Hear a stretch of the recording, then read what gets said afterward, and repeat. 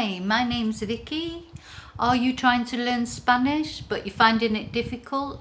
Would you prefer to learn Spanish with explanations in English so you could understand it? Well then this series of books is for you. This one is level 3, Break the Language Barrier level 3 by me, Vicky Riley. There are 4 levels starting with number 1, 1, 2, 3, 4.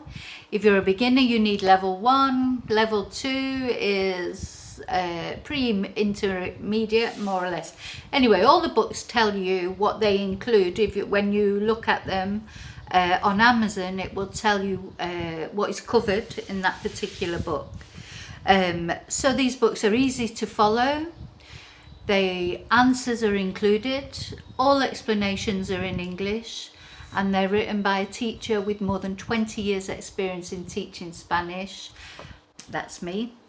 And while you're doing the book, you have any queries, anything you don't understand, you can always drop me an email. All my details are in the description box of this video.